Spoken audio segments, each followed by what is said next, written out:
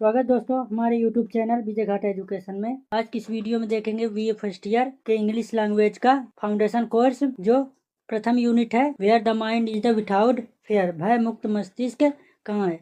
ये कविता रविन्द्रनाथ टैगोर द्वारा रचित है। पिछले वीडियो में हमने इसकी समरी समझा दी थी। आज की इस वीडियो में हम शॉर्ट आंसर क्वेश्चंस का अध्ययन करेंगे, है ना। तो दोस्तों वीडियो शुरू करते हैं। लेसन का नाम है where the mind is without fear. सबसे पहला क्वेश्चन क्या है? Name the poet of the poem where the mind is the without fear, भय मुक्त मस्तिष्क कहाँ है। कविता के कवि का नाम बताइए।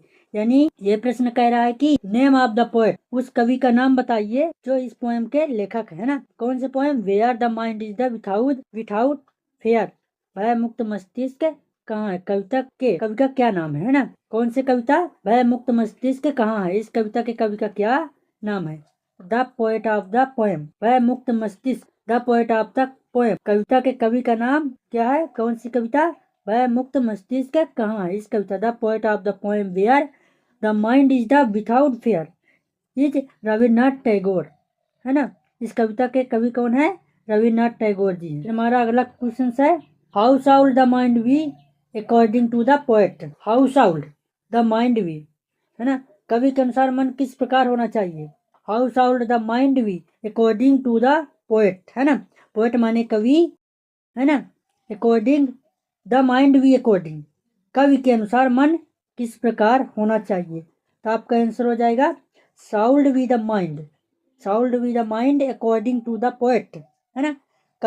कविता में कवि के अनुसार मन भय मुक्त या भय रहित होना चाहिए, है ना। मन में कोई भय या भय मुक्त, यानी कोई भय या कोई डर नहीं होना चाहिए, है ना। कवि के अनुसार मन में कोई डर या भय नहीं होना चाहिए। हमारा मन ऐसा होना चाहिए, है ना। Should be the mind according to the poet, है ना। कविता में कवि के अनुसार मैं भय मुक्त या भय रहित होना चाहिए। Poet in the poem where the mind is the without fear, है ना। कविता में कवि के अनुसार मन भय मुक्त या भय रहित होना चाहिए। फिर अगला क्वेश्चन है दोस्तों, what does the poet means by the dream head held high.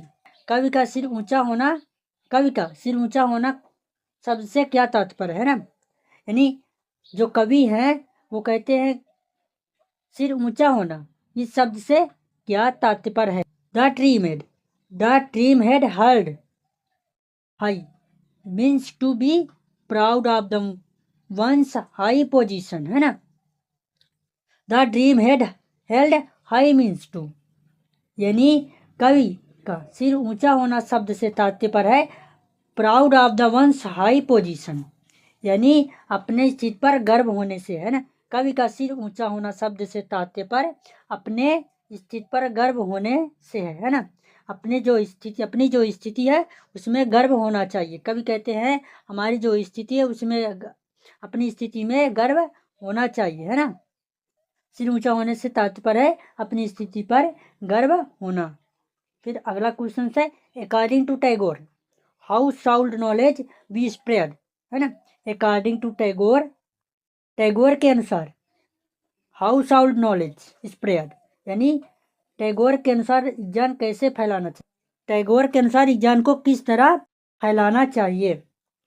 People are made free to have knowledge without the tag of the cost care and the social stress. People are the made free to have knowledge without the tag of their cost care the social stress. लोगों को, है ना, लोगों को ज्ञान किसी जाति सामाजिक स्तर के भेदभाव के बिना फैलाना चाहिए, है ना। टैगोर के अनुसार ज्ञान को किस तरह फैलाना चाहिए। अकॉर्डिंग टू टैगोर है शाउल्ड नॉलेज बी स्प्रेड, है ना। इस क्वेश्चन से मैं पूछ रहा है कि टैगोर के अनुसार ज्ञान को हमें किस तरह फैलाना चाहिए। तो टैगोर के अनुसार हमें नॉलेज ज्ञान को कैसे फैलाना चाहिए। लोगों को ज्ञान किसी जाति धर्म, है ना।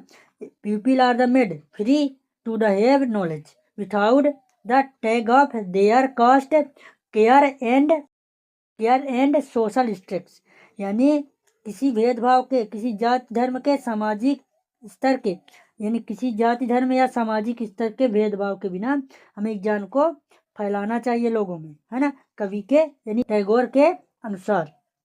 रविन्द्रनाथ टैगोर के अनुसार ज्ञान को किसी जाति, धर्म, स्तर के या भेदभाव के बिना फैलाना चाहिए। फिर अगला क्वेश्चन है, what does the poet means by narrow domestic walls, है ना। हमारा क्वेश्चन क्या कह रहा है, what does the poet means by narrow domestic walls यानी कवि का संकीर्ण घरेलू दीवार से क्या आशय है ना। जो संकीर्ण घरेलू दीवार है उसका कवि से क्या आशय है, तो हमारा आंसर हो जाएगा नैरो डोमेस्टिक वेल्स, है ना। संकीर्ण दीवार, नैरो डोमेस्टिक वेल्स संकीर्ण दीवार, संकीर्ण घरेलू दीवार से तात्पर्य संकीर्ण मानसिकता या छोटी सोच से। रविन्द्रनाथ टैगोर जी ने यहाँ कहा है कि संकीर्ण दीवार जो हमारे भारत देश में संकीर्ण दीवार है वो नहीं होनी चाहिए, है ना। जो आप समरी पढ़े हैं पिछले वीडियोस में, उसमें यही कहा गया है कि भारत में संकीर्ण दीवार नहीं होनी चाहिए। जो भारत में संकीर्ण दीवार है वो नहीं होनी चाहिए। तो यहाँ पर क्वेश्चन पूछा गया है कि what does the poet means by narrow domestic walls, संकीर्ण घरेलू दीवार से तात्पर्य क्या है ना, क्या आशय है, कवि का क्या आशय है संकीर्ण घरेलू दीवार से।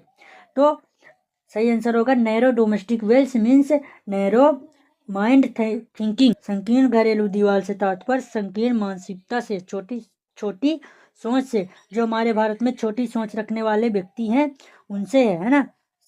जो संकीर्ण घरेलू दीवार, कवि ने संकीर्ण घरेलू दीवार कहा है, इसका अर्थ हो जाएगा संकीर्ण मानसिकता या छोटी सोच। Narrow domestic walls means narrow mind thinking. फिर अगला क्वेश्चन है दोस्तों, how should our word we in the position of Tagore. Tagore के अनुसार हमारी वाणी या बोली किस तरह होनी चाहिए, है ना। कवि के अनुसार या टैगोर के अनुसार how should our word in the position of Tagore के अनुसार हमारी वाणी किस तरह होनी चाहिए। इसका आंसर होगा our words should come out from the depths of trust. हमारी बोली, हमारी वाणी, कवि के अनुसार हमारी वाणी या हमारी बोली हमारी अंतरात्मा की गहराइयों से निकलनी चाहिए। जो हमारी अंतरात्मा है उसकी गहराइयों से निकलनी चाहिए, हमारी बोली अंतरात्मा की गहराइयों से निकलनी चाहिए, है ना। ऐसी हमारी बोली होनी चाहिए किसके अनुसार, टैगोर के अनुसार। Our word sound come out from the depths of trust, है ना। फिर अगला क्वेश्चन है सातवां, how can the tireless striving achieve perfection, है ना। क्या कह रहा है, निरंतर प्रयत्न से किस तरह कुशलता प्राप्त की जा सकती है ना। हाउ कैन यानी किस तरह, ट्रेविंग अचीव परफॉर्मेंस, है ना, परफेक्शन नहीं, सॉरी दोस्तों, perfection.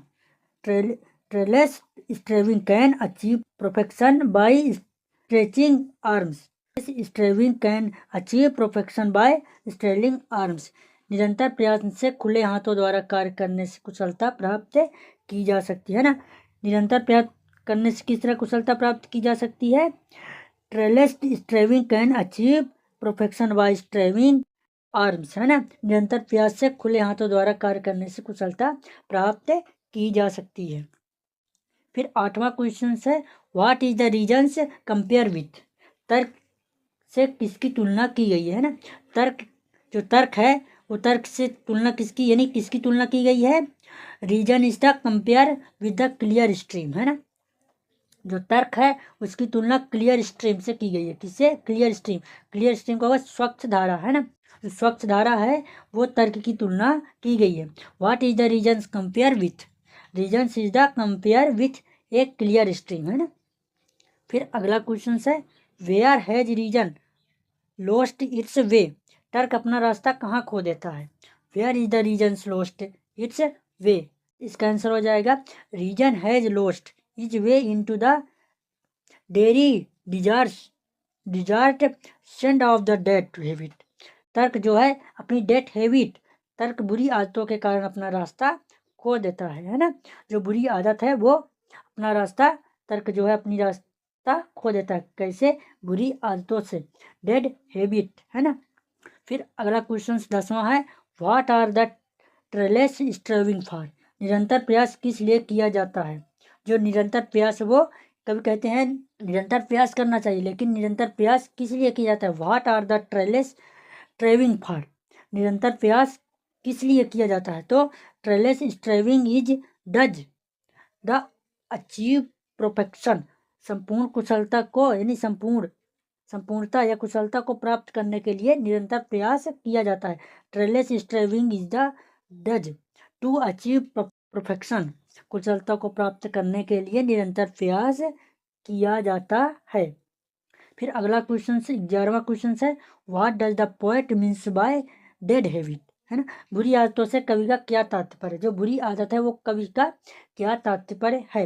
Dead habit means where there in no reasons, है ना।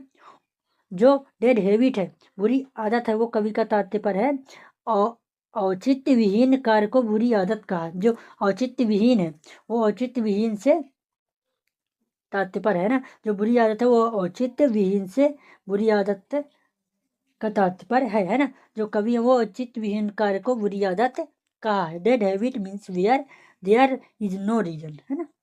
फिर अगला क्वेश्चन है 12वां क्वेश्चन से, where is the mind led forward by God? है ना, ईश्वर मन को किस दिशा में ले जाना चाहता है? जो ईश्वर है मन को किस दिशा में ले जाना चाहता है? The mind is led forward by God into your winding thought and the action. ईश्वर मन को विस्तृत कार्य और विचारों की ओर ले जाना चाहता है ना। जो ईश्वर है वो मन को विस्तृत कार्य और विचारों की ओर ले जाना चाहता है। The mind is the led forward by God into your winding thought and the action, है ना। ईश्वर मन को विस्तृत कार्य और विचारों की ओर ले जाना चाहता है। फिर अगला क्वेश्चन है, to whom in the poem address? जो एड्रेस है, कविता किसे संबोधित है? जो कविता वो किसे संबोधित है? The poem address to God, जो ये कविता वो गॉड को संबोधित किया गया है। फिर अगला क्वेश्चन दोस्तों 14वां, whom the words my father and this refer to? है ना, माई फादर और दिस किसे संबोधित है? जो माई फादर और दिस है वो किसे संबोधित है? My father is this refer to God, ये भी एक ईश्वर को संबोधित है। जो ये शब्द है माई फादर और दिस, ये ईश्वर को ही संबोधित किया गया है। My father this refer to God. तो दोस्तों हमारा वीडियो कैसा लगा? अगला वीडियो देखने के लिए हमारे यूट्यूब चैनल को सब्सक्राइब करें। यानी इसी लेसन का अगला पार्ट दीर्घ उत्तरी प्रश्न यानी लॉन्ग आंसर क्वेश्चन आने वाला है।